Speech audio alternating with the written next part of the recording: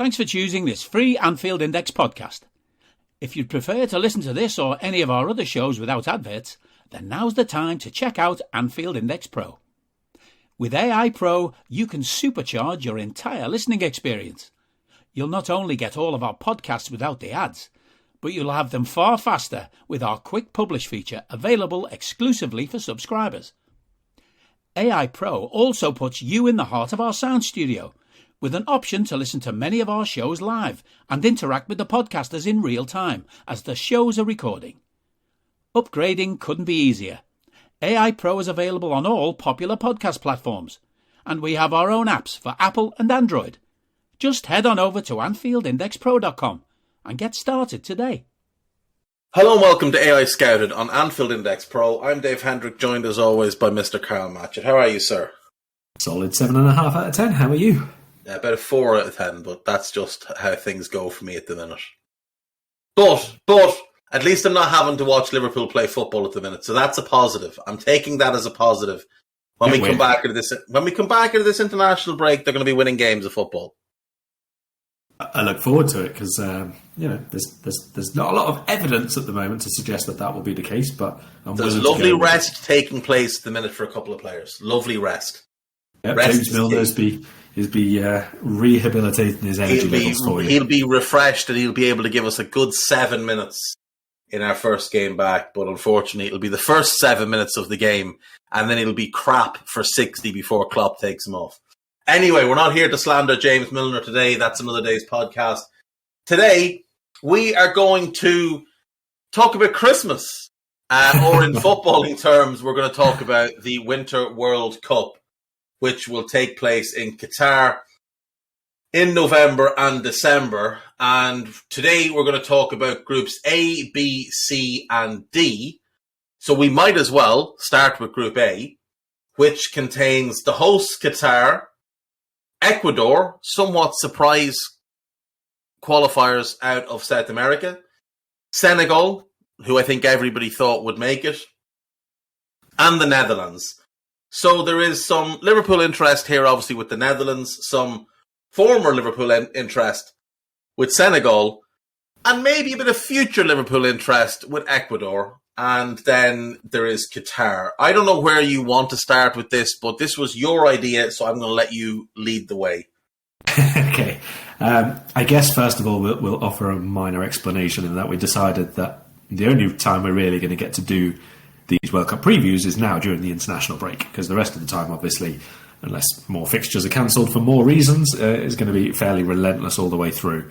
So the international break obviously gives us a bit of an opportunity to look at a couple of nations this week if we are so inclined. I suspect over the weekend I will have to be. So it makes sense to start in Group A, like you say, and we may as well go with the hosts, because I think, I want to speak for you, Dave, but I think this one might be done quickly. Yeah, because I genuinely have no idea who any of their players are. There is not one name that stands out to me as somebody that I would be in any way aware of. They all appear to be home-based, and I do not watch Qatari football. I note there is a right-back called Roro, yep, whose name is Pedro Miguel Calvaro, Juice Carrera. Born in Portugal, played for Benfica, moved to Qatar. When did he move to Qatar? He moved to Qatar in 2011 and became naturalised and has been playing for them for 6 years now. And in 6 years, Karl, this man has somehow attained 77 caps. Players play international football for a decade and don't get to that. But that maybe points, along with the fact that there are players in the squad with 76, 117, 50, 93, 93, 54, 104, 40, 78, 43, 43, 163, 61 and 72 caps, to the fact that the Qatari national team are quite active. Yeah, I think obviously a part of this is the fact that they've had to qualify because they're hosts, and so they do their tours and they do their playing as many games as possible and so on. and there's a whole other side to them playing as many games as possible in as many places as possible, which we probably won't go into right at this moment on this podcast. I know of two of them. So we can go in depth, and when I say in depth, I mean compared to your not knowing any of them, with these two players exactly, and because both of them had spells in Europe earlier on in their career. One is Abdelkarim Hassan, who I think played as both a left-back and a right-back. He was in Belgium very briefly. He was one of a number of them who made sort of headlines, who came out of Qatar and Saudi Arabia and a couple of other places, who sort of either got, I'm not sure if it was sort of handed or gifted or offered loan spells and trial spells at a few European clubs. There were a couple in Belgium, a couple in Spain. One or two of them actually did quite well and made their way around a little bit. The other one that I know of is Akram Afif, who was also another one of those, and he was at Eupen in Belgium, and where I knew him from was training with Villarreal. So he didn't actually play for Villarreal, but he was on loan at Sporting Gijón for a little while, and then I think he went back to Belgium as well. He sort of plays off the front line, and he looked, technical and tricky and all that kind of stuff, but ultimately not really good enough to play in La Liga. So that's what we've got. Possibly a good left side in terms of relative to the rest of the team. Yeah, that would seem fair. They do obviously have a lot of experience in the squad. There's a lot of players who are 28 and above, so that would hint at the fact that this is a group that's been together a long time, that know each other very well, and that perhaps can make up for their technical deficiencies by being a good unit, a well-organized team who can maybe cause some problems because they will be well used to the heat. And other countries may well struggle in that heat. Their coach, Felix Sanchez, is a Spaniard who previously coached in the Barcelona Academy for a decade, moved to Qatar in 2016 to sort of help with the growth of football in the country, has played a very important role, and has been involved with the national team setup since 2013, becoming manager of the senior team in 2017. He has overseen 81 games, 43 wins, 15 defeats, and 15 draws and 23 losses. You can't read much into the record because, again, you have to look at who they're playing. But again, it's a squad that he has molded, that's been together with him a long time, that will understand what he wants from them. He will understand the strengths and weaknesses, and you would assume build his game plan for them accordingly. So, look, I couldn't tell you any more than what I've already said, but my guess is they're going to be fairly hard-working, fairly well-organised, and they won't be easily beaten. Yeah, I haven't watched them, so I'm not going to lie. I'm not going to watch them before the World Cup either, unless they happen to have a big friendly before the actual thing kicks off. And judging by the fact that at the moment their last friendly is lined up against Panama, I'm probably not going to tune into that one. So Qatar against Ecuador is the first one I'm going to watch of them. But looking at the types of teams that they've played, the level of nations that they've won and not won against, it's not awful, to be fair. There are a few friendlies in August against Ghana and Morocco and Jamaica, and they didn't lose any of them. They beat Ghana. Don't know, again, the type of lineups that those opposing sides were putting out, but they're respectable results. They had lots and lots of summer friendlies as well, teams in pre-season against like Lazio and Fiorentina and Mallorca, that sort of thing, which you can't judge anything by at all. Pre-season, mixed up teams, youth players probably involved, all that kind of thing. Looking back at friendlies last year and earlier this year, they beat Bulgaria, which is a reasonable result. Obviously, Bulgaria are not the force that they used to be. But then in the Arab Cup, which is maybe where you can take a little bit more of a competitive level, or for a tournament level at least, beating teams like Iran narrowly and being beaten by Algeria, you'd probably be saying you're looking at, in terms of Africa Nations Cup, maybe sort of quarter-finalist sort of level of this kind of side, if you're trying to plug in all of those kind of results and get a vague sort of indication of where they might be. So I think we could probably expect a decent technical level of intentional play, let's say. Whether that is, very, very focused around the manager's style of what he would have been obviously doing at Barcelona, I don't think we can probably guess at, or there's not much point at guessing at for that, but I wouldn't be surprised to see quite a structured style of play, and maybe where they fall down is that they lack a bit of final third quality. Yeah, I think that's very fair.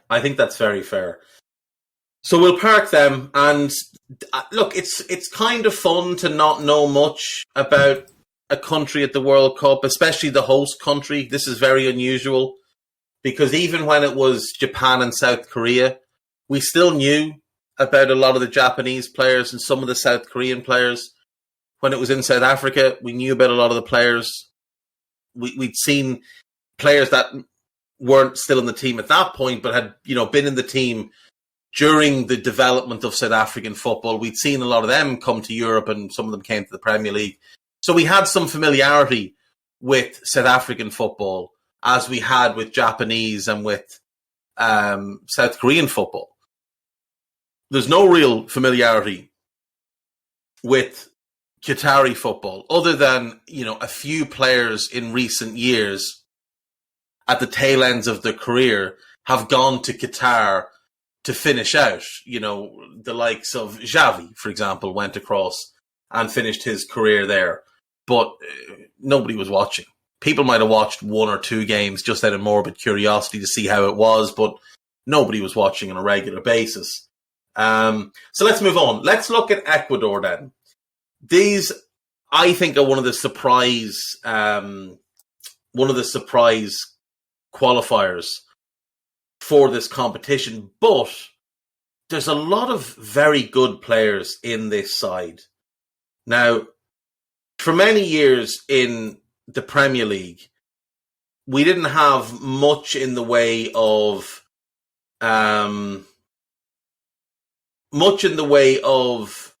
Ecuadorian players to talk about.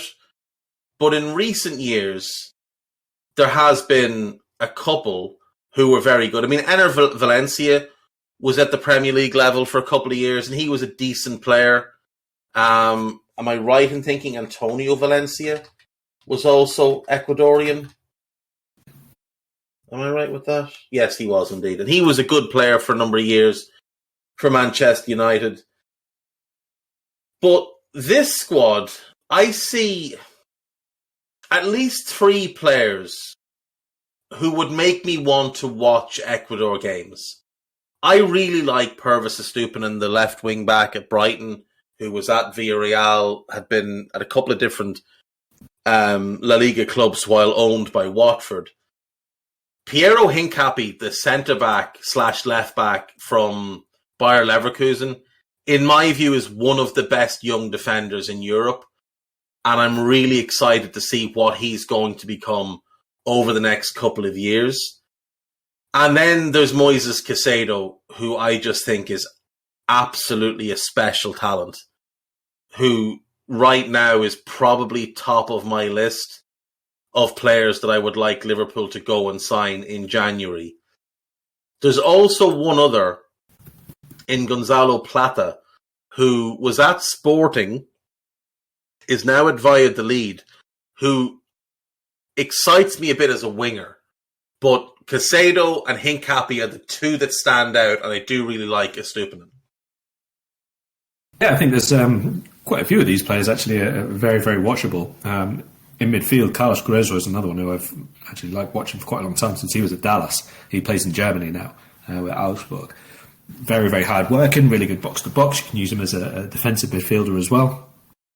He's a really interesting player to watch, not in a going to reach the very top of the game or anything like that, but just in the way that some players can almost be the missing part of the team, which is very nice to watch and has a good style of play, but lacks a bit of bite. Basically, he can add a lot to a team in midfield, and I think he's potentially a decent foil for someone like Caicedo, who's going to go a little bit more roving, a little bit more ball playing capacity in the final third, that kind of thing. So I think they've got a really interesting dynamic to try and put together in midfield. Djorkaeff Rayasco, I'm looking forward to seeing, just because his first name is Djorkaeff. There's got to be something about him. Was just going to say, I'm fully prepared to get on board with this kid. despite just never buy having the seen shirt it anyway. play. Yeah, exactly. Yes. They just buy the shirt. Plays for Newell's, which is by coincidence also the team that I used to watch when I used to follow Argentinian football, and right on that. So again, may just buy his shirt and hope he gets called up in the end.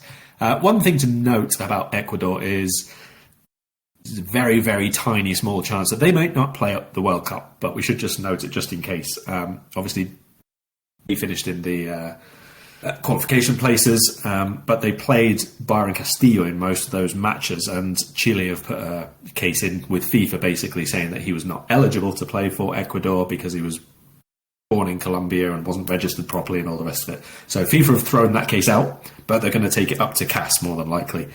So there is an outside chance that Ecuador don't play and Chile do instead, but it's unlikely at this stage. You'd have to think that anything gets overturned in that regard. Yeah, it is unlikely, especially at this late point. It just screams of bitterness from Chile, who, let's be fair, Chile aren't at this World Cup because Chile weren't good enough to be at this World Cup. And their complaints and gripes are mostly based around the fact that this was the last hurrah for that kind of great Chilean team. Colombia obviously finished in 6th, Peru in 5th, and Chile finished 7th in a group of 10. So just go away, Chile. No one cares for your cry-arsing at this point. Ecuador deserve to be here. They played Argentina in the first game, lost 1-0. Then they beat Uruguay 4-2, and that was sort of a warning shot to everybody else that we're going to be a real team in this. They beat Bolivia 3-2. They beat Colombia 6-1. Does anyone want to complain about that one? A 6-1 victory over Colombia. Hugely impressive. They lost 2-0 to Brazil. They lost 1-0 to Peru, which was a disappointing one for them. They beat Paraguay 2-0. Then they drew 0-0 with Chile. They lost 1-0 away to Uruguay. They beat Bolivia 3-0 at home. They lost 2-1 away to Venezuela, which was disappointing. Drew 0-0 away with Colombia. Beat Venezuela 1-0 at home. Beat Chile 2-0 away. Estupinan and Caicedo with the goals in that one. Drew 1-1 at home with Brazil. Great result for them. Drew 1-1 away to Peru. Lost 3-1 away at Paraguay. And then in their last game, drew 1-1 at home with Argentina. So overall, a very impressive outcome for them. Couple of disappointing results, but they have to be absolutely thrilled. Like a Uruguay team that are far more highly heralded than them only finished 2 points ahead of them, and they had a 8-goal better goal difference than Uruguay. So they fully earned this. They deserve to be here. They were one of the 4 best teams in qualification. And I get that there's some griping about Castillo, but what we can confirm without question is that this kid, regardless of whether he was born in Ecuador or not, he has been playing his football in Ecuador for at least 10 years. That is fact. So even if he wasn't registered, he would be eligible to play for them regardless of where he was born. He might not have the passport. I would bet that he does have a passport issued by Ecuador. So just go away, Chile. No one cares. I think the big thing for Ecuador in terms of qualifying for the World Cup is in South America, it's such a heavy skew between teams who are good at home and teams who are not consistent enough at home. Like if you do well on home soil in World Cup qualifiers in South America, more often than not, you're going to get there. And they only lost once, and that was against Peru, which, like you said, that was definitely a surprise and a disappointment. But all the rest of them either wins or draws against the likes of Brazil and Argentina. That's where they've got themselves through to the World Cup, making sure that they go to somewhere like Caracas, La Paz, or Buenos Aires, or wherever it is, and they can get the odd point, the odd win, that sort of thing. but on home soil, nobody really takes points off them who they're going to be in direct competition with. That gets you there. That's the really, really big thing that they've done so well this time around. Exactly. Now, they've been at three previous World Cups. Their last appearance was in 2014. Their best was the round of 16 in 2006. And I actually think they might be the team that comes out of this group second behind the Netherlands. That's my kind of dark horse pick, I suppose, to come out of the group. The other team I think who will compete for that second spot in the group is obviously Senegal. And we know a fair bit about the Senegalese national team. You've got your star names like your Koulibalys and your Sadio Manes. You've got Ismail Assar. You've got Idrissa Gana Gueye, Cheku Koyate, Papa Matar Sarr at Spurs, fairly well known to everybody.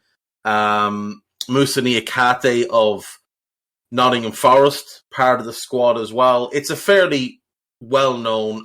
Edouard Mendy, I forgot, of course. Fairly well-known, fairly established group of players that have mostly been around for quite a while. And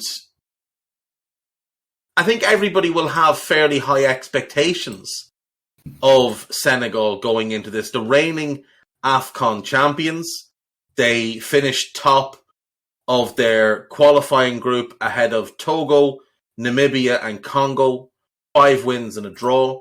Then in the third round of the African qualification, they beat Egypt on penalties after 2 1-0 victories. It ended up on penalties, and through they go. Again, we're not surprised Senegal are here. We know what they're about. We know they're a good team. I do just have a little bit of a concern that there might be some burnout with some of these Senegalese players who've played an awful lot of football in the last 18 months. I'm thinking specifically about, I suppose, the big three for them. Edouard Mendy, who's not started the Premier League season well. Kalidou Koulibaly, who's not started the Premier League season well. And Sadio Mane, who's looked a bit sluggish in recent weeks for Bayern Munich following his move. What are your thoughts on the Senegalese? So I like the squad in terms of its individual components, and I think that they have the capacity to put together a really strong 11 on any given game. I think that for the head coach, Aliou Cisse, I think, again, his biggest job here is going to be making an environment, if you like, or a collective, some sort of ecosystem where the players are not just part of a team but have a real cause to fight for. Because I think that they easily have the talent to get through this group, to be honest. I think most people would pick Senegal ahead of Ecuador. But I think where Senegal's, I'm not going to say big match play, because like you just said, they won the AFCON, but the way that they won the AFCON was not always as impressive as it could have been. It was not always as routine a performance against certain sides who they are better than. And given that the final game in Group A, the final round of games, I should say, in Group A, includes Ecuador against Senegal, that's a massive one that they're going to have to probably win. Like, either one of those sides wins that game, they probably go through. So if he can put together a team, a squad, which is, very, very focused and fighting and really battling for each other and for the pride of the nation and whatever else it is that they rely on, I think there's a good chance that they do beat Ecuador. But if they are looking towards Sadio Mane to produce something, as they did so often in the AFCON, if they're looking towards real individual moments and not particularly cohesive as a unit, I would say, I think they go out. See, that's my fear as well. That is my fear, is that they'll be too reliant on Sadio. And I think it could hurt them. I do. I think it could hurt them.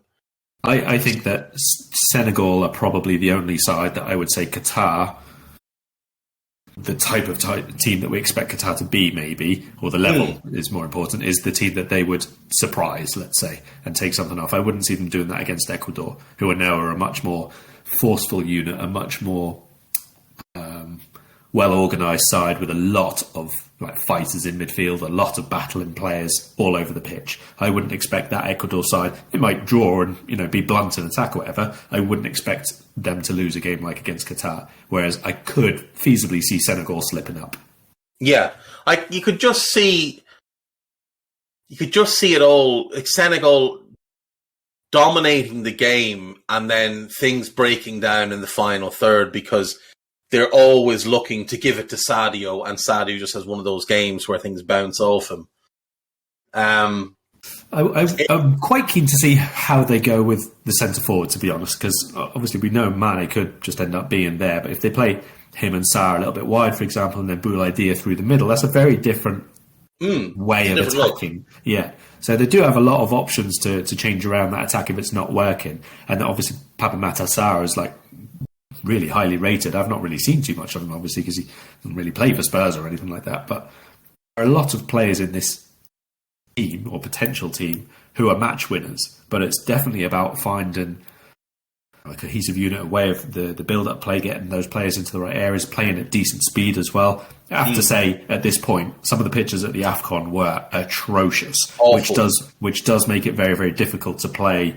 The speed of football, the movement that, at their best, this Senegal side have shown that they can do. Maybe it will be a lot easier for them to do that and to click into top gear at what are effectively brand new pitches, brand new stadiums, and all the rest of it. Yeah, I mean, that is very, very fair. They are a team that wants to play kind of quick football, and the pitches at the AFCON look like someone had been out churning them 15 minutes beforehand. Let's move on then to the final team in this group, that are the Netherlands. Look, we know this squad better than all of the rest because, it's bet with, you've got Virgil, you've got a number of players that play in the Premier League. Ajax are always a big draw for people to watch. PSV the same. You've got players at Bayern Munich, at Barcelona. It is a strong squad. I would say it lacks a reliable goal-scoring number 9, but I know Memphis Depay is a reliable goal scorer for them. I think it's got very good defensive players, a good group of midfield players for Van Gaal to call upon. Potentially, though, no Gini Wijnaldum, who's out with a broken leg at the moment. We have to keep our fingers crossed that he comes back. Donny van de Beek and Ryan Gravenberch will both be part of this squad, but they're not getting games for their clubs at the moment, so they've been left out of these Nations League games. But my big concern with this group, Karl, is the goalkeepers. Cillessen is the number 1.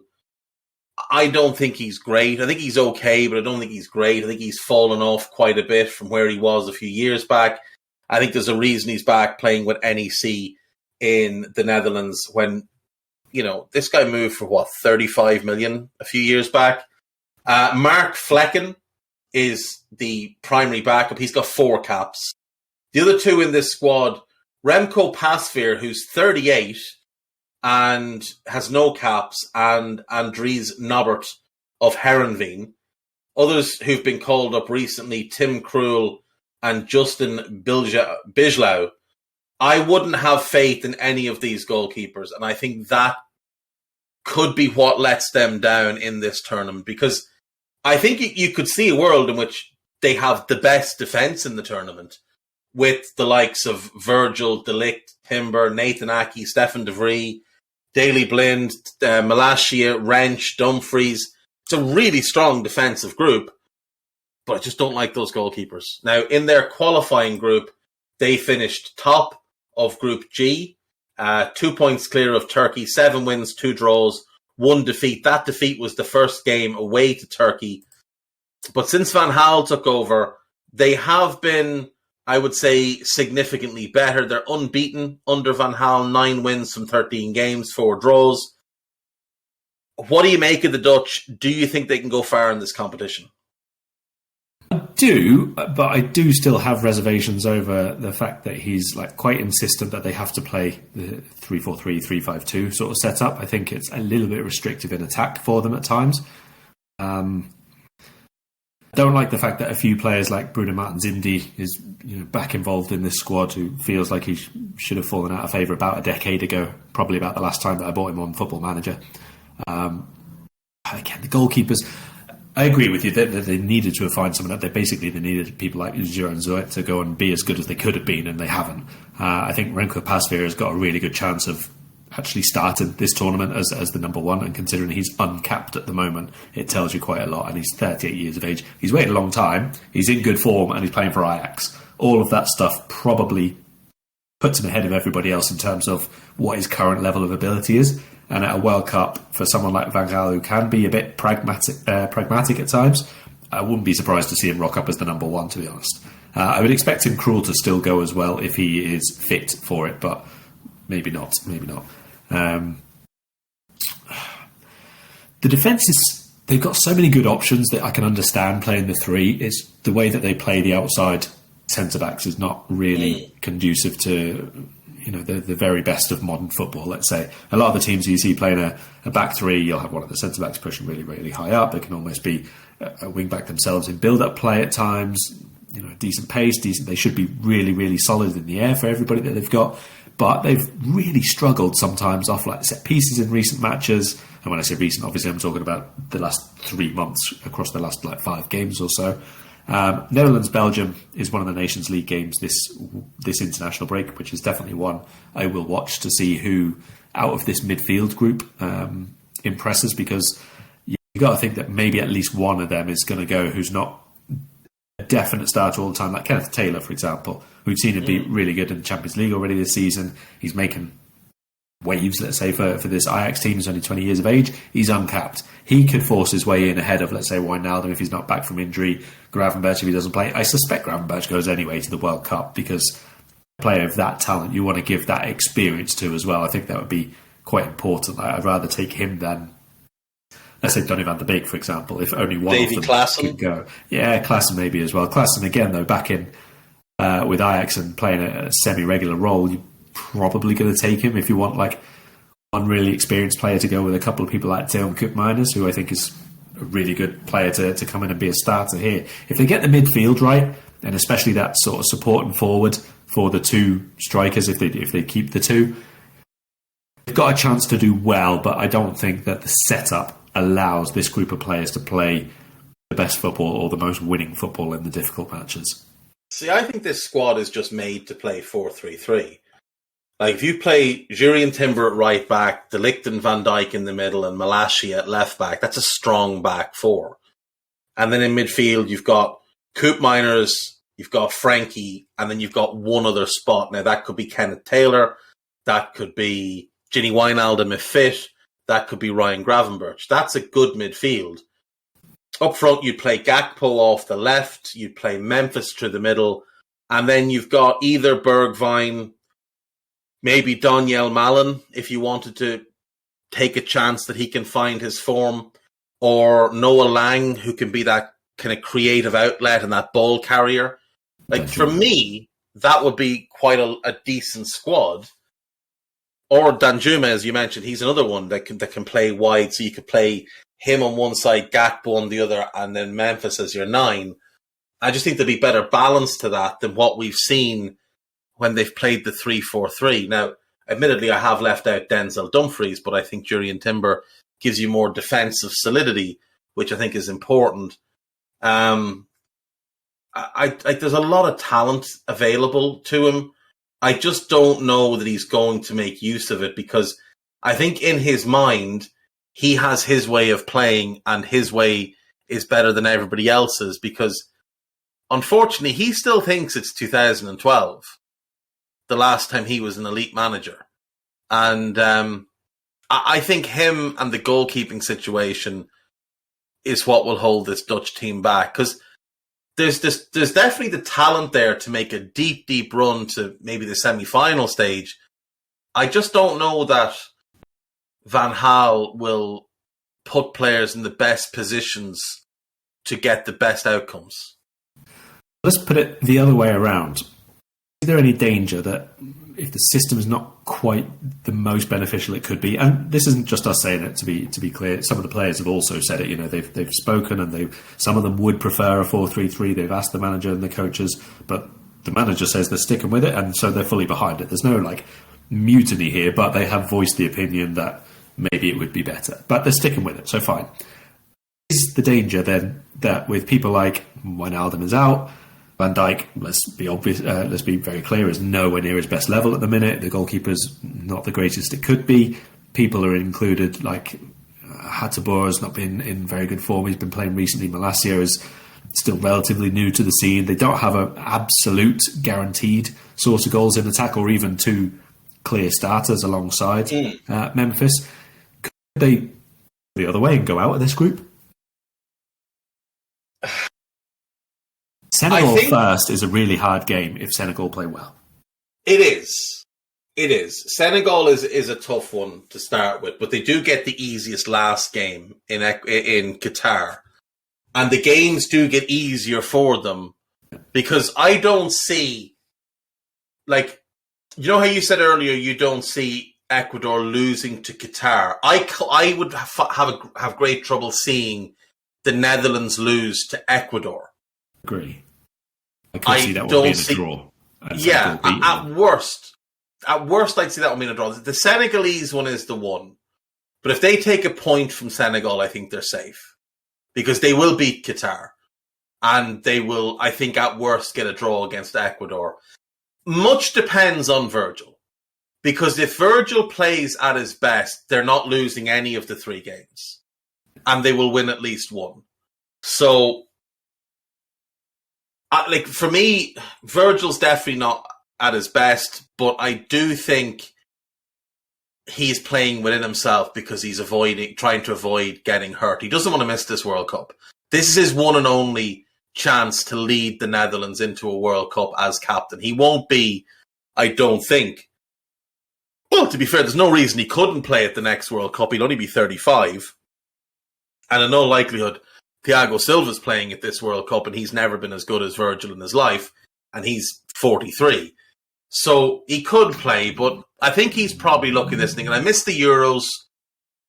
I'm not missing this. The one risk with the Dutch definitely is the only one in his prime, isn't it? Yes, that's the better way of saying it. This is the one World Cup where he can go in his prime and show that he is the best defender of this generation by a considerable margin. I also think it's a big proving ground for the likes of De Ligt and people like that, and Frankie, who have really stagnated in the last couple of years, and their reputations have taken a fair battering. So I think they need to go and prove themselves this World Cup as well. And Memphis the same. I think a lot of people have written him off on different occasions. The risk with the Dutch is what the risk always is with the Dutch. That they go there, they lose the first game, and they implode. And we've seen it since the era of Cruyff, right the way through to the Euro 96, when they imploded internally. The Dutch, there's an arrogance within the squad that can always creep out at different times. I think that's the only risk to them. But I think if I was picking this group, I would say the likelihood is the Netherlands first, Senegal second, Ecuador third, Qatar fourth. But what I'm going to pick is the Netherlands first, Ecuador second, Senegal third, and Qatar fourth. What about yourself? I will stick with Aliou Cisse doing the job. I think one of his best traits that he's done there so far has definitely been in the team building aspect and being able to form quite a group which is totally focused on the big positives of themselves and us against the world if it needs to be. So I'm going to stick with him to go on and get second place in the group. I just want to ask you what your back three would be, since we know they're going to play a back three. If everybody's fit, let's say, which three are you starting at the back for the Netherlands? Which three? Honestly, I would say Timber, Van Dijk, and Aki, because I think you've got to have a left footer there, and Aki's Blind. I really like Blind. I love his passing range. I like how progressive he is. I think he's a very calm head. Now, he's not the quickest, but Virgil is very quick and Timber's rapid. So in a 3, I'd probably go Timber, Virgil, and Blind. And I know that means no Matthias de Ligt, but I don't think a back 3 fits de Ligt unless he plays in the middle role, and he's not getting in ahead of Virgil, and I want Virgil in the middle. Yeah, I think that's often the struggle with the balance that they have. There's loads of really good players, but I would have Timber ahead of AEye at the moment for sure, and I would have Van Dijk central ahead of Van Dijk on the left. And like you say, de Ligt is just a central player now. He seems to have lost a little bit of mobility as he's gone into his early 20s. Yeah, which is a bit of a concern, especially for Bayern Munich, who just spent a lot of money on him. Right, let's move on then to Group B. Before we start this, Karl, we have done 45 minutes almost on Group A. Okay. So can I suggest we just do Group A and Group B today? We'll do C and D later this week. We'll do E and F next week and G and H next week as well. That's good. And that way we managed to get 4 podcasts out of what we thought was a 2-podcast project. Anyway, Group B, England, Iran, the United States, and Wales. So it's a fairly straightforward group for England. And we'll start with them. They won Group I in the UEFA stage or the UEFA section of the World Cup qualifiers. 10 games, 8 wins, 2 draws. Now, not exactly playing the strongest level of competition. Poland finished second in that group. Albania, Hungary, Andorra and San Marino rounding out the group. And that was a Hungarian team that largely did miss Dominic Szoboszlai. England beat San Marino 5-0. They beat Albania 2-0. They beat Poland 2-1. Hungary 4-0, Andorra 4-0, drew 1-1 with Poland, beat Andorra 5-0, drew 1-1 with Hungary, beat Albania 5-0, and then beat San Marino 10-0 in one of the great acts of punching down that I've ever seen. Karl, this should be, I think, an England squad for the ages, but I think England are weakening themselves with some of the inclusions in this squad.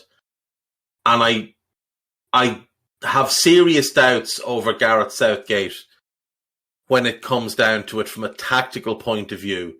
There's a lot of good players, but I think there's question marks over the goalkeeping situation. Pickford's not very good, but he's the number 1. Ramsdale has had an okay start to the season. Nick Pope has been very good. And Dean Henderson is there in the mix. I don't know who the 3 will be. It'll be Pickford plus 2. But I'm not confident in that group. Wouldn't be at all confident in what Southgate will pick at the back, because I think he'll go almost certainly with Walker, Maguire, who's not playing for Manchester United, Stones, who I think has had an iffy start to the season and isn't first choice for his club. Ben Chilwell may well be the left back. He's not first choice at his club. In midfield, Jordan Henderson's not fit for this, but he's there anyway. Not really sure why. And the worry over Calvin Phillips' injury gives me a bit of concern for the World Cup. And then up front, they're so reliant on Kane and Sterling that I need to see somebody else pop up and show that they can deliver goals when required. But Bowen has not started the season well. Grealish has been largely dreadful for City since going there. Saka has had a questionable start, even though he's got some goals and assists. I like Ivan Toney's inclusion. Overall, I think they should comfortably get through this group. But I really feel like when I look at the pool of talent available to England, I think it's second only to France. And yet I look at the squad and I just think that's not nearly what the England squad should be. There's too many players there who seem to be there because, you know, they're strong characters in the dressing room. And I just don't think you need to have 5 or 6 of them in your squad? Well, firstly, we've got to point out, obviously, that the only nation to stop England at the Euros was Italy, and since Italy are not at the World Cup, that means England are going to win, right? That's how it works. We can agree on that to start with, yeah? Well, if we decide that Argentina and Brazil are forsaking the World Cup, then perhaps. Oh, dear. Right, I think overall, over the last, let's say, 4 years, in fact, back to the last World Cup, England's results and progression in tournaments has been better than the performances they've offered. I think that's a fair overall analogy of it. We've generally speaking gone further than the footballing quality which has been on show on average suggests that might have been the case for England, I think. I do think that the level of football is also a little bit below the level of the actual players overall, which is either down to tactical instruction or a lack of ability to gel, or the fact that it's been very, very much a focus on win and go through to the next round, and it doesn't overly matter if your passing and your creativity and your attacking cohesion is not actually up to scratch as much as you would like it to be on a week-to-week basis at club level. And if that is the case, kind of fine, because it's proven to work in terms of they've gone further than they had done at previous tournaments. I do think that it limits what you can achieve. I do think it limits what England will do at this World Cup. Still struggle to get on board with quite a lot of inclusions in the squad, but that's what this manager is. In the same way as we've spoken about, Louis van Gaal is very, very stuck on his 3-5-2, 3-4-3, and he's going to play wing backs. Southgate is very, very stuck on he's got this group of dressing room characters and he's going to have it, and you kind of just got to roll with it, and we just make the most out of what is or isn't there. For example, I think that Kieran Trippier is going to start at left back at the World Cup. If he's fit, I think he starts, and that's where his position will be. Ignore the fact that he's not left back. Ignore the fact that he won't have played left back once this season. Ignore the fact that he's been in and out injured for whatever. I think if he's fit, he starts left back. That's what I think will happen. So Luke Shaw. There's a lot of yuck involved in that. Yeah, there is, but I can say that about probably every single nation that goes to the World Cup. Certain managers have a certain way of team building, and I don't agree with all of it from all of them. It's just how it is. Fikayo Tomori would be a 100% inclusion for me. I don't think he will go to the World Cup for England. That's just another one of the ones that I think is like for the next cycle, for the next one. You can call up 26, I think, for the World Cup, isn't it? So we're going to be a couple of players still who are in even this group now. It's like an extended squad again, and I think he'll be one of them who gets the cut. I do think Tyrone Mings is now probably going to be left out. He's one of the ones already being left out this time and is terrible and is not in good form and is not always in the team. So that's one who shouldn't be in there already, in my opinion, out. I think if Calvin Phillips misses out, it might be that England are almost forced to start Jude Bellingham in midfield. I think it would be Bellingham and Rice, and I think that would be a big positive. Then there are people in the squad nearly all the time during the qualifiers and friendlies and Nations League and all the rest of it who I don't think will actually get in the World Cup squad. Like James Ward-Prowse, I wouldn't be surprised if he doesn't go to the World Cup, even though he's in nearly every single squad. I just think he's such the type of player who is really good to have around in terms of quality and position that he fills, and there's not loads of competition at centre mid. But if everybody else is fit and you've got to cut a name, I think he goes. Yeah, though I would say if Phillips is injured, I think Ward-Prowse will go as kind of the Phillips replacement. But, I mean, from a footballing point of view, James Ward-Prowse shouldn't be in the squad. Outside of set pieces and crossing the ball, he's a very, very average footballer. You look at the squad and, Stones isn't first choice at City. Maguire can't get a game at United. Luke Shaw isn't first choice at United. Ben Chilwell, not first choice at Chelsea. Connor Cody, simply not very good. Henderson's been garbage for a year and a half. Ward-Prowse is bang average. Jack Grealish hasn't been good for City. Jared Bowen is in poor form. But Southgate is comfortable with these players.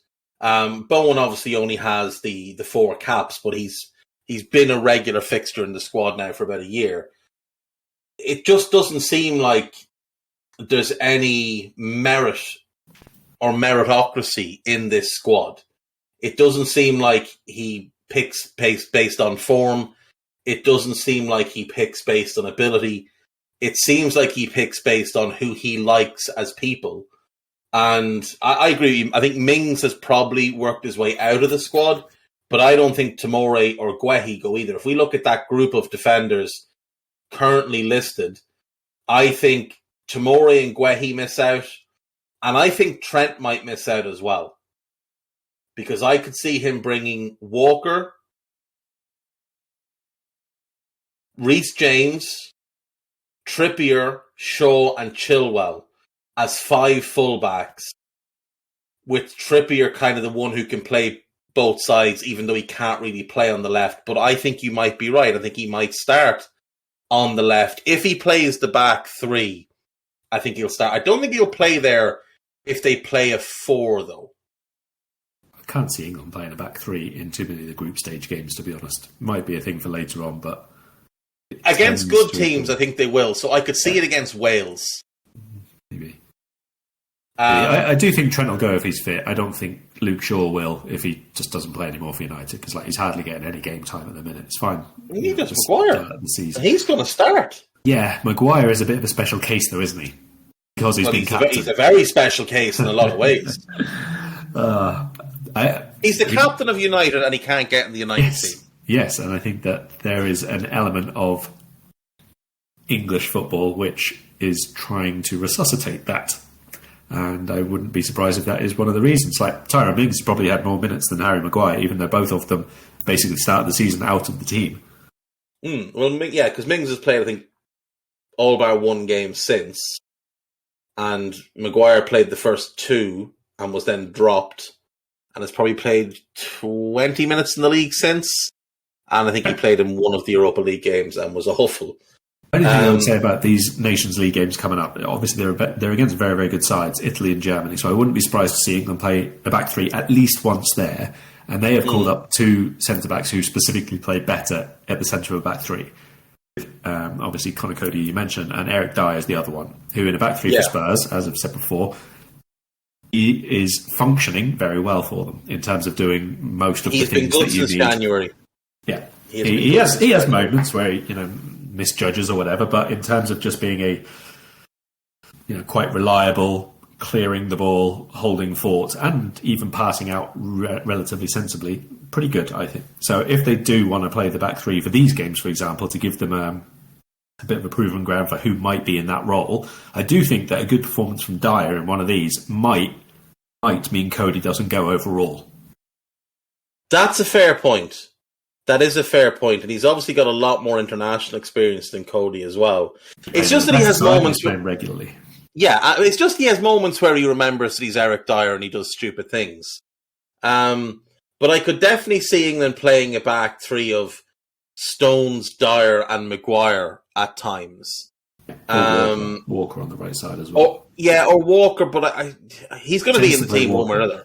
He will be. He tends to play Walker right of 3 rather than wing back when it's wing backs. Yeah, and he's played Stones in the middle of it as well, so he's got his options. I don't like the way he's going to use this defence at all. I think he's going to make a mess.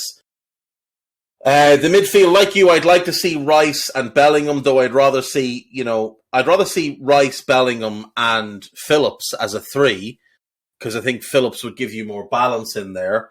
But Rice, Bellingham, and Mount could be fun. Yeah, I don't think Mason Mount has had a very good start to the season at all. No, he hasn't. Part of that, but he is a favourite. Yeah, and part of that in his defence is the fact that he's been used in quite odd roles so far. I don't like Mason Mount very much playing as one of the narrow, wide forwards. I like him as an 8. I like him as a 10 or one who's playing behind the split strikers, basically. So it's a bit difficult for him in a Chelsea side which has been playing odd 4-3-3s for most of the time. So we'll see how and where he plays now under Graham Potter and what looks like it'll be a very, very flexible system. Again, though, for England, tends to be a double pivot unless they're playing the 4-3-3. Like when they play the back 3, it's a double pivot in midfield, and even some of the time it's been 4-2-3-1 and double pivot again. I don't think he gets in the side on either one of those unless he's as the 10 in the 4-2-3-1. Agreed. Yeah, because you can't play him and even in a 4-3-3, you can't play him and Bellingham as your 8s. because you're not going to have any balance to the team. Neither of them are good enough defensively to do that. And it's going to leave a lot of work for Declan Rice. So I think Phillips, I think they have to get him fit and he has to play. And I'd like to see him, Rice, and then whoever of Mount or Bellingham deserves the other one. You can convince me on either. In attack, Sterling and Kane will start. So let's just say Southgate plays 4-3-3. Who is the other starting forward player for you? Is it Foden. Saka? No, it's Foden. It's Foden for you. It's easily Foden, yeah. I love Saka, but he's not had a good start to this season at all. No. He is comfortably the fourth out of Arsenal's four forwards in terms of form and impact and build-up, not even taking into account end product here, but he has been comfortably fourth. So at this minute, it's definitely Foden. Yeah, I agree with that. I think Foden's been outstanding. Part of me wishes that Southgate would be a bit more flexible so you could potentially get both Foden and Saka into a team with Kane and Sterling. And maybe you could if you played 4-2-3-1 and used Foden as the 10 and played Saka one wing, Sterling the other. Because I do think Saka, he just has that ability to just change a game. Even when he's not playing particularly well, he can just change a game for you, which I'm not sure anyone else in that England squad can do consistently from wide areas. Sterling and Kane can do it centrally. I just think when Grealish is having a bad game, Grealish just plays poorly. Look, is there any doubt in your mind that England will win this group and progress quite comfortably? I think they progress comfortably. I could see them like a win and 2 draws sort of thing if they don't. England tend to start quite slowly so far in the competitions, and up front, if anybody is coming back from injury and gets put into the team anyway, it looks really, really stodgy, and it can be a bit of a grind to get through games. But I don't honestly see England losing any of these matches. No, it's very hard to see them losing. So they'll play Iran first, then the United States, and then the Welsh. And the only way I could really see them losing a game is if they win the first 2, have secured qualification, and rest everybody against the Welsh. And Wales need to win, yeah. Yeah, and Bale scores one from like 35 yards or something mental. Right, next up is Iran. And they do have a few players that will be known to most people. Godas, the midfielder, plays for Brentford. Alireza Yanbakash, who played for Brighton for a couple of years now at Feyenoord, is probably their most well-known player. But Sardar Azmoun of Bayer Leverkusen, I would say, is their best player. If not him, Mehdi Taremi of Porto. One of those two is probably the best player. But this is a team that it's fairly strong. They've always done relatively well in terms of, proving tough to beat. They did top their group in the Asian qualifying. That was a group that did include South Korea, so it wasn't a walkover. United Arab Emirates third, Iraq, Syria and Lebanon. 8 wins, 1 draw, 1 defeat, scored 15, conceded 4. It's an experienced squad. A lot of players kind of 40 caps and above. What do you make of the Iranians? Do you know much about anyone other than the likes of Taremi, Azmoun, Yanbakash and Godas? Quite a few of the players, to be fair. Even a few of them who are now playing more locally, let's say, in their own nations. Quite a few of them have already been in Europe and back out again afterwards. There's also a couple of them who have not been called up to the current squad who have done exactly the same or still playing in Europe. Vahid Amiri is another one up front who's like quite an experienced player. I don't know if he'll actually end up going or not. Taremi, that you mentioned, obviously is a Champions League regular. Salman Ghoddos, another one who's still with Brentford, actually, isn't he? He is indeed, yeah. Yeah, I'm pretty sure Ghoddos is still there. So there's been quite a few of them who are either in Europe or have been. And the thing that I remember from them at last World Cup, let's say, where they gave Spain and Portugal a really, really tough time, it was that they were very, very organised and they were really difficult to break down off the ball and totally, totally comfortable being out of possession. But then when they were in possession, very, very quick transitions, very, very, not, I wouldn't say dynamic interchanges of play and loads of rotation, but they got people forward into dangerous areas really quickly. It was very, very well drilled at how to beat a side who are supposed to be bigger and better than you. And they did beat Morocco there as well. So that, they're not going to be cowed by being in this group, let's put it that way. And I could see quite comfortably, actually, that they will win one of these group stage games. I think it would be headline-making stuff depending on which one of the nations they beat, because if you want to look at all the political relations and stuff in this group as well, but yeah, I could see Iran winning one match if they have their best team out. With respect to all of our American listeners, I really hope it's the United States that they beat. Can you imagine the temper tantrum that will emanate from Donald Trump on whatever social media platform allows him to post, as he calls all the players losers and tells the world that they wouldn't have lost if he was still president, and tries to blame Joe Biden? Going on. I'm not sure he'll know the World Cup is going on. Oh no, but somebody will tell him that Iran beat USA. He won't know anything about it, but someone will tell him. This is Iran's sixth time at the World Cup. They've never gotten out of the group. Do you think it's possible that this time they get out of the group? Not quite, no. I don't think so. No. They were really close last time. I think it was a disallowed goal that they had against Portugal, if I remember rightly, which looked absolutely ludicrous and was one of those ones that went to the newfangled VAR screens at the time, if I'm remembering rightly, and it did not look like it should have been at all. But I don't think that they quite manage it this time. Yeah, they would have gone through. Portugal would have gone out, and we would have all got to laugh at Portugal. Let's move on then. Let's talk about the United States men's national team, because they couldn't just call it the United States national team. There's a lot of talent in this squad, Karl. There really is a lot of talent in this squad. But they made hard work of getting here. They finished third in the CONCACAF behind Canada and Mexico. Almost fell into the playoff that Costa Rica ended up in.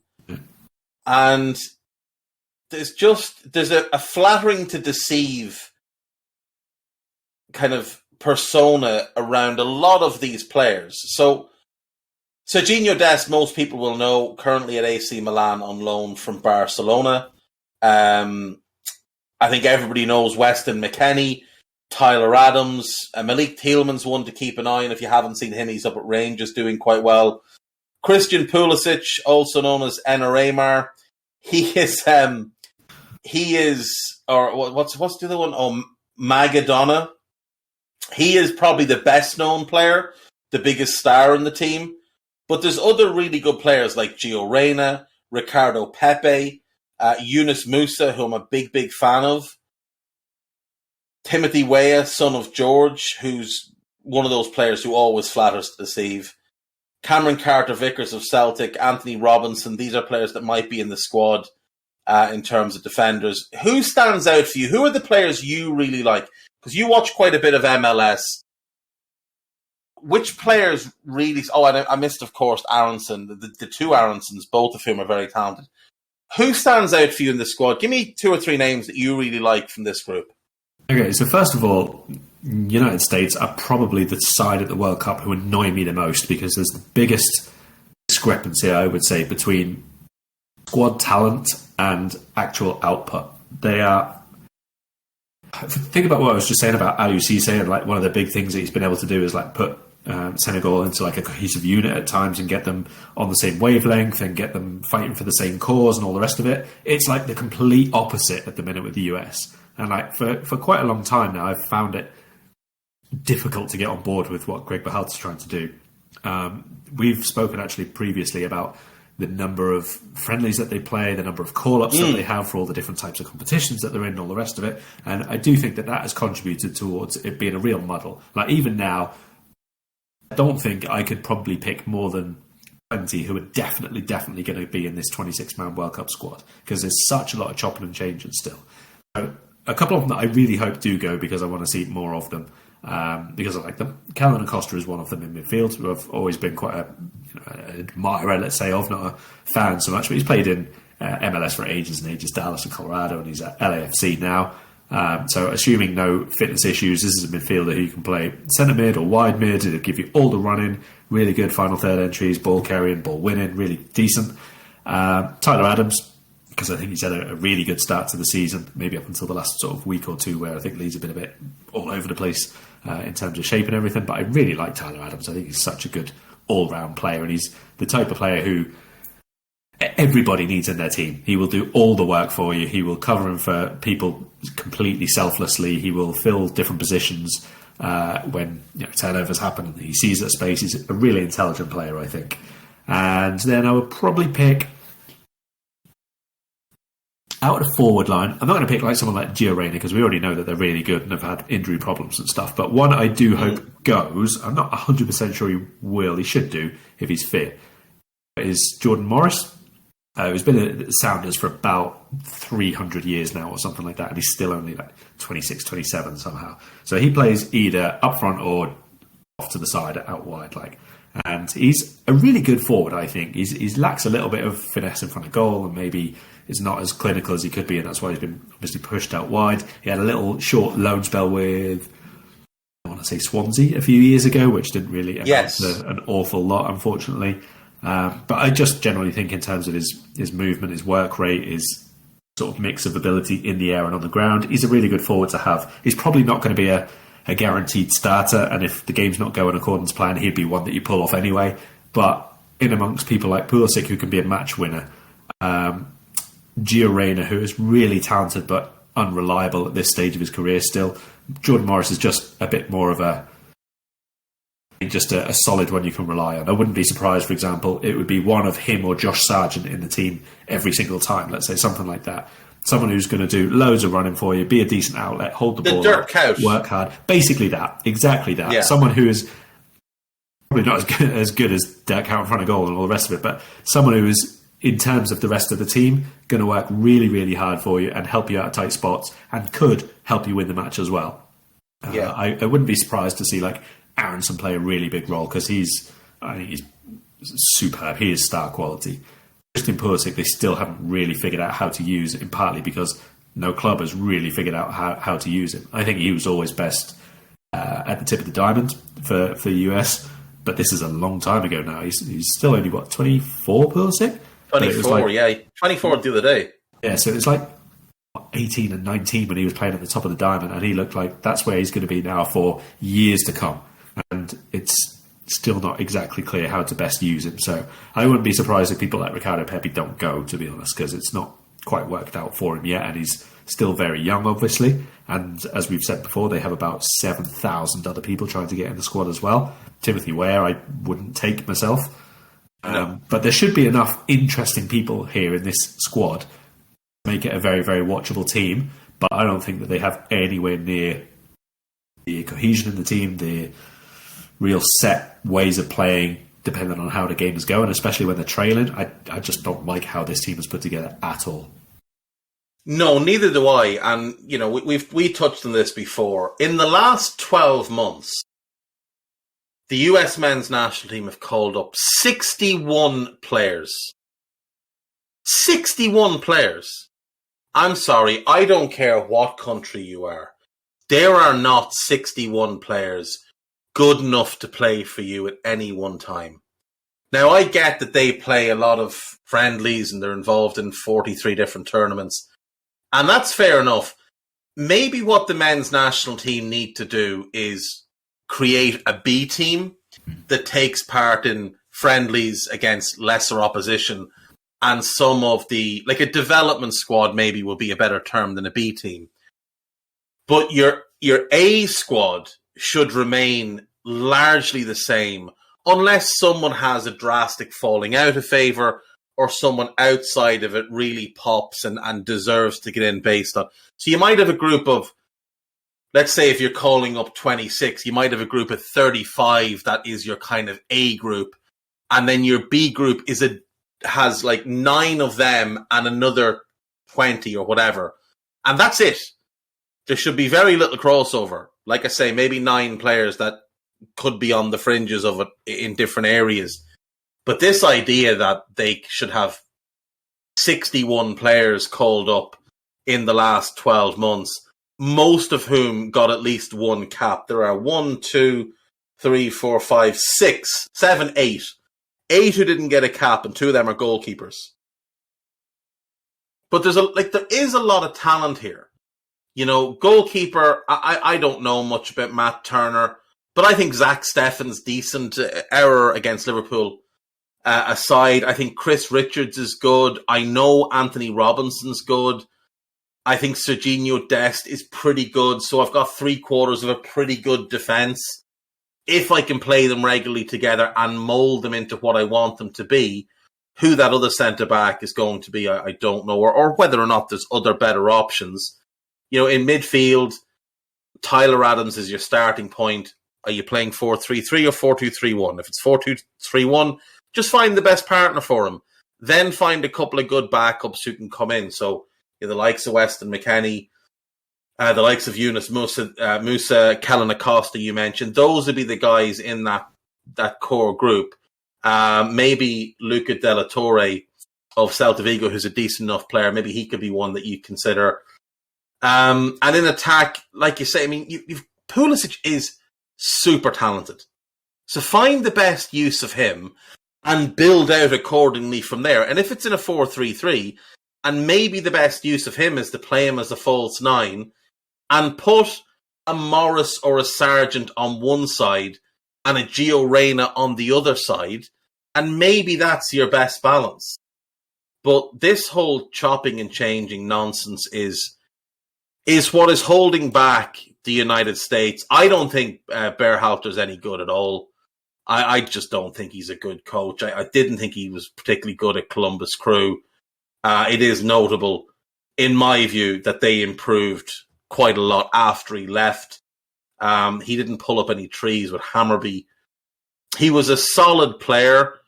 He's not a good manager, in my view, and I think the men's national team need to take a long look at what they can do to improve the situation. Even if it was a case where you just turn round to, let's just say, Bielsa, and you say, look, we will give you whatever you want and you have complete control, but we would like to work on the basis of an A squad and a development squad. And you will manage the A squad and oversee the development squad, but we want you to appoint who you want to manage that team.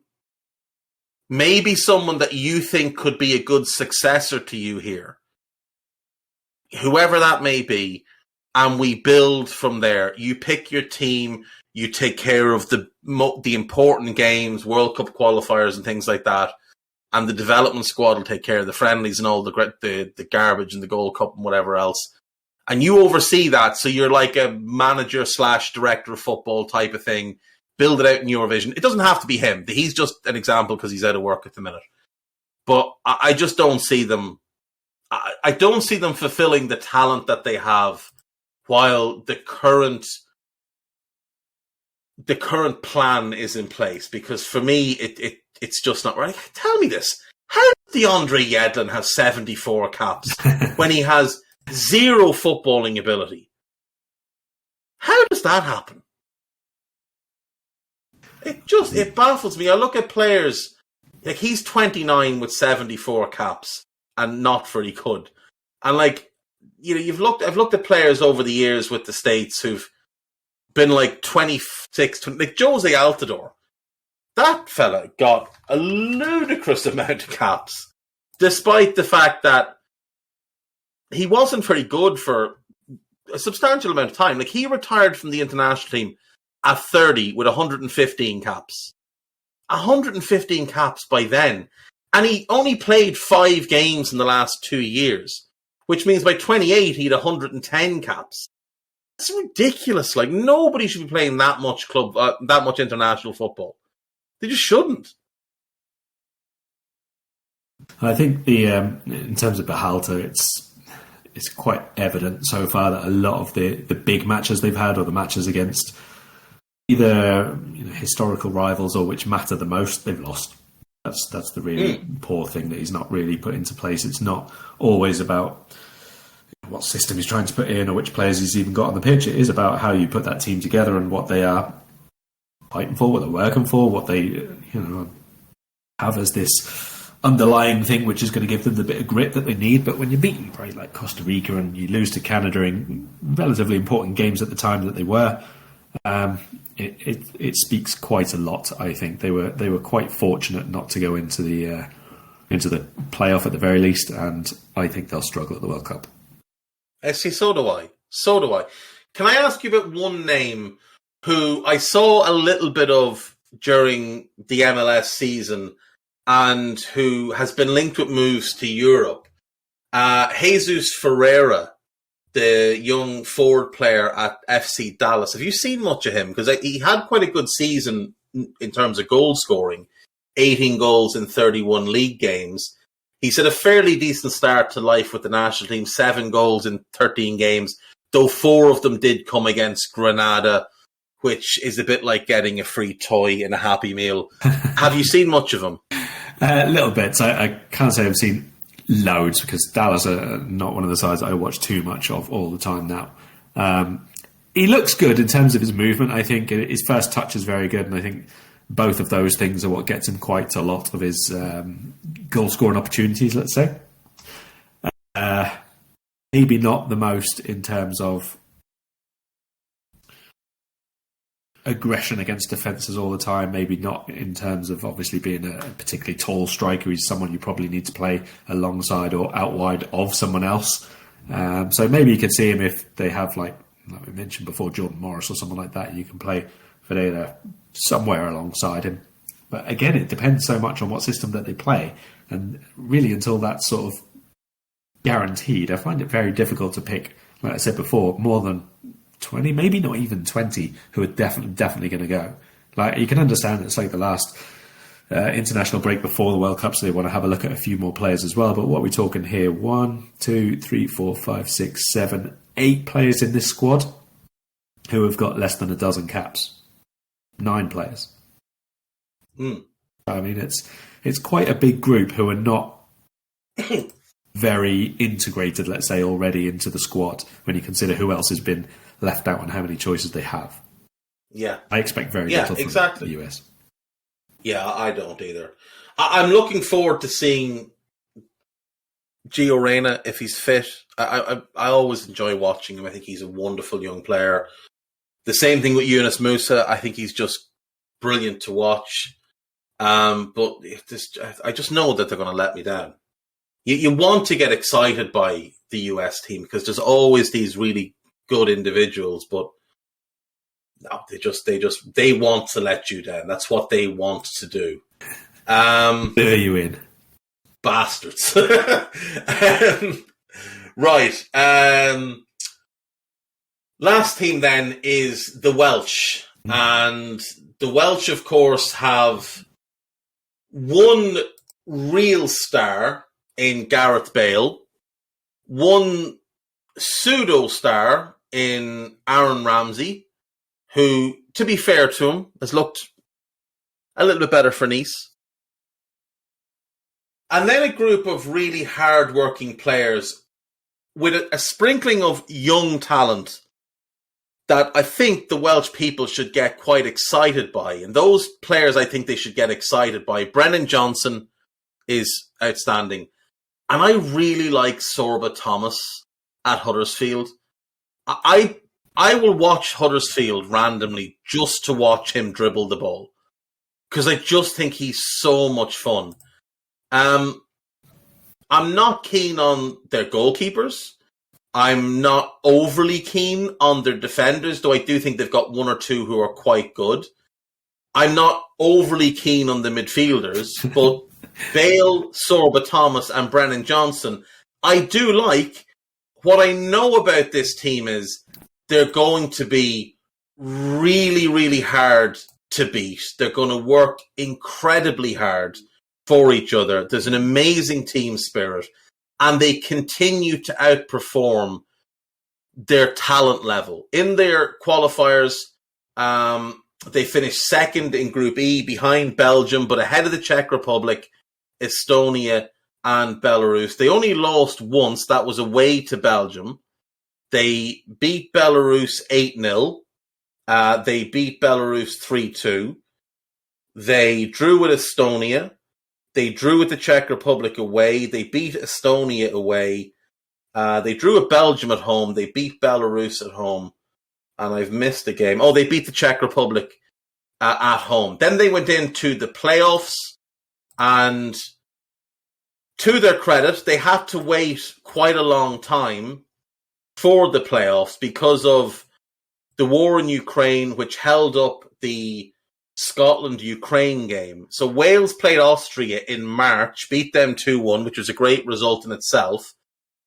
But then, rather than play the following week, which was the plan, they had to wait all the way till June to finally play Ukraine. And no surprise, Gareth Bale with the goal. He scored all three of their goals in these two qualifiers, where I would suggest they beat two teams who probably were quite confident of beating them. There was no Eurovision nonsense here. There was no vote to put Ukraine in the World Cup. I think Wales should finish second in this group, Karl, but not on talent, purely on team spirit and having that one guy who week to week looks like he couldn't be arsed and then puts on the Welsh jersey and all of a sudden becomes one of the 5 best players on the planet. If you could somehow extract this Wales team's work rate and togetherness and desire and ethic and never give up ability and somehow inject that into the Netherlands squad, they would win this tournament. They would win every tournament. Every tournament. It's outrageous how this squad is able to just go toe-to-toe with so many teams who are miles better than them, let's be honest. I mean, they in the summer international break there, which why games are happening in June, I am yet to receive a viable explanation for, but whatever. They lost twice to the Netherlands, so, decent comparison there. But both times were injury time goals. So both times Wales equalised in injury time and then conceded afterwards in injury time, which was all kinds of ridiculous.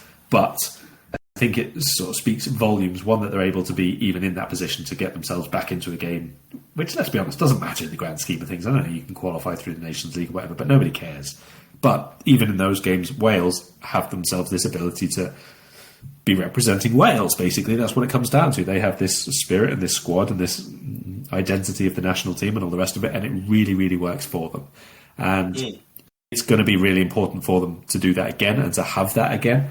I think it will probably work very much in their favour that their first game is against the US, because they will go into that game, first one in, 2 generations to be at the World Cup, first time that any of these current fans probably have been able to watch a game, and certainly that obviously this group of players has been able to represent them in the finals at the World Cup.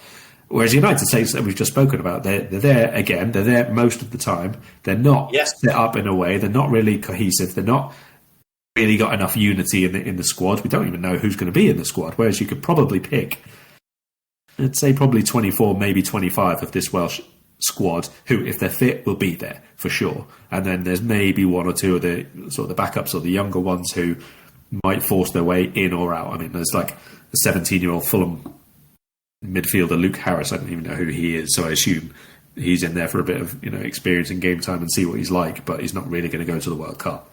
But I'm with you. I think if they win that first game, they go through.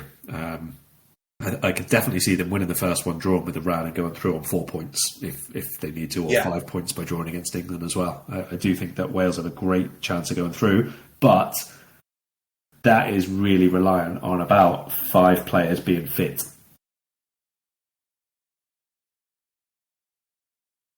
Yeah. This is their first World Cup since 1958.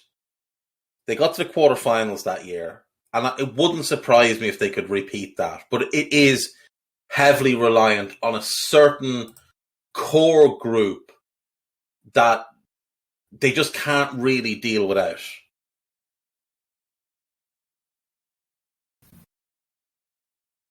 Yeah, for sure. I mean, when you say obviously that they got to the quarterfinals of the, there was only 8 teams there now, as far as I can remember. Yeah, I think there's 4 groups or something like that, 16 teams, and they went through the group and then went out, didn't they, to Brazil? So not a huge achievement in terms of winning matches and stuff. So whatever they do this time, basically, as long as they don't lose all 3 games, I think this will be their best ever performance, basically. So I expect that from them. I think that that's probably the minimum that they expect as well themselves after so much effort to get here. And I mean, like the Asian qualifiers are an absolute mammoth to get through because there's like 3 different stages of qualifications just to get here. But Wales, with like the roundabout way that they've had to go through and the qualifiers and the delayed and everything else, it just feels like an eternity for them to have got here. So I don't expect that anybody wastes anything that they've got here. I think the best thing that they've got with Rob Page, the manager, is that he has left them in a system which gets the best out of the players who are not even as good as some of the great group that they have. So, I mean, like 1 or 2 of the defenders that they have are benefited from playing in the 3 on a regular basis. Like, yes. I know you like Joe Roden quite a bit more than I do, for example. I think he looks better in a 3 than anywhere else you could probably play him. I think someone like Ampadu is the same. Ampadu looks better in a 3. Yeah. I even think Chris Meffin probably looks a bit better in a 3. Ben Davies looks a bit better in a 3. Davies is good in a 3, I think. He's like actually in the good section. Like Nico Williams is much better as a wing back than a full back. Nico Williams, I think they get so much out of playing as an attack-minded wing-back, basically. He has obviously defensive responsibility and he's very aggressive and hard-running and all the rest of it. We know pretty much what Nico Williams is like on every level, but he has been allowed a lot of trust and a lot of license with the Welsh national team, and he comes up for them in a big way, basically. He will make things happen for them just by refusing to give up a lost ball, which is almost out for a throw-in, and winning corners, all sorts of things. He's really, really good for them. And I would put people like probably even Kiefer Moore in that same sort of category. Brennan Johnson, I'm hopeful that he's a starter for them because I think he's someone who can make such a difference in quality level. Like Dan James even. I think Dan James is such a limited player. I don't like him in the slightest, but for Wales, he's really important for them. Yes. It's outrageous. And because international football, well, all football is slower generally than the Premier League. The Premier League is played at a very frenetic pace. Dan James's pace at international football is quite rare. And if he's an outlet off the bench, last 10 minutes, you're chasing a game, you bring on a Dan James with that pace, or you're trying to hold on to a lead and you bring him on up front as an outlet just so you're going to hoof the ball down the pitch and have him run after it. He's not something people are all that used to playing against if they're not playing in England. Like Kiefer Moore, the same but different. Like that type of big, physical, brutish striker who just goes on and just wants to throw himself into centre-backs. Doesn't really care if he gets the ball, but he's going to make centre-backs remember the day that they faced Wales. And if you have a couple of those type of specialists that you can chuck on in games and are going to just be different to what teams are used to playing against, that can be... Like, remember when Jan Koller was unplayable at international level? Yeah, there was a period where Saga for Germany was just like... Yes, unbelievable outlet that they had just for like 6 months or something, just because he was so big and awkward and they couldn't deal with him at all. Exactly. So, look, the bottom line with Wales is that they will live and die with Gareth Bale. They will go as far as Gareth Bale can carry them. But if 1 or 2 others, like a Brennan Johnson, can pop at this World Cup, then that takes the load off of Bale and means that he doesn't have to be Superman in every game the way he did have to be at, say, the Euros and that. I think, like you, that the Welsh will go through. I think they will win their first ever World Cup game because, obviously, 58, like you said, 3 draws in the group. Okay. They drew with Hungary 1-1, they drew with Mexico 1-1, and they drew with Sweden 0-0. And then they lost 1-0 to Brazil in the quarterfinal. I think they'll win their first ever World Cup game. I think they'll go through. And I think we should all get on board with wanting them to get through because America do not deserve any sort of success because the whole thing is a mess. And I think Iran probably lack the talent to get out of the group. So I'm going to say England 1, Wales 2, the US 3 and Iran 4. I'm going to go for Iran 3 and US bottom. Oh, get in. Going to choke for me. Proper slander. I don't like what they're doing at all. So, and the manager to be sacked on the way home. He said, "Do you know what they should do? If anyone from the US men's national team is listening, just hire the two of us. We will fix your shambolic national team within, what do we say, 8 years? So an 8-year contract is what we'd need. And obviously full oversight and freedom to do what we want. But 8 years, we'll fix it for you. And if we don't, you can just sack us after 8 years. I think that's fair. I don't think we can offer fairer than that. I don't know what anybody else would want other than that. That's obviously got to be the way. Only thing is, we're going to have to sort out who's Bielsa here and who's overseeing the development. Oh no, we'll appoint the manager as well. We're not going to manage the team. Oh God, no. But we'll sort out like the structure. What we'll do is we'll build centralized academies to bring all the best young players together and bring them up. Like we could build 6 versions of St. George's Park across America to bring in all the best young players and make sure they're part of the setup from an early stage and make it more focused that, each regional St. George's Park type of thing has its own team that competes rather than having them all amalgamate together. And then you just, siphon off the weaker ones and bring the stronger and more talented ones to the top. Do you know, this is a separate podcast, but do you know who's already doing this? Who? USL teams. Yeah, true. It's USL who has got this really, really big focus on youth development programs at the minute rather than MLS because they have their own contracts rather than a central league contract, and that is, for quite a few of them, a very, very good way to obviously have growth and transfers and sales and stuff of the players who are leaving. So maybe over the next few years we'll see a few more USL players or USL formed players breaking through into the national team setups because they've had that academy grounding in the first place. And in honour of America, the police have arrived outside Karl's place. So we will leave it there for today. We will be back later this week and we will take on groups C and D. We were going to do them all today, do all 4 today, but this would then end up being about a 3-hour podcast, which probably wouldn't go down all that well. Just so everybody's aware, Group C is Argentina, Saudi Arabia, Mexico and Poland. And Group D then is France, Australia, Denmark and Tunisia. So those should be fun. We'll do E and F another day and G and H another day as well. So anything you want to plug before we go? No, just I suppose people best clear their schedules because we're going to give them a lot of content this week. Yes, we are indeed. And make sure you're following Karl on Twitter at Karl Matchett. Follow Guy Drinkle at Guy Drinkle. Follow me at EPL Index. And we'll see you next time. Bye-bye. We hope you enjoyed listening to this Anfield Index show. Please be sure to subscribe to our channel so future podcasts find their way to your device automatically. There's nothing quite like fan engagement, and we'd love to know what you think of anything discussed on this show. The best way to get in touch is over on our free Discord community, where both podcasters and listeners debate the hottest LFC topics 24/7. Sign up free now at AnfieldIndex.com/Discord. You won't regret it. You can also follow us on Twitter at Anfield Index and find us on Facebook by searching for Anfield Index. Oh, and before you go, we'd love it if you could leave us a 5-star review on your favourite podcast app. It only takes a couple of seconds, and it means the world to the people who create these free shows.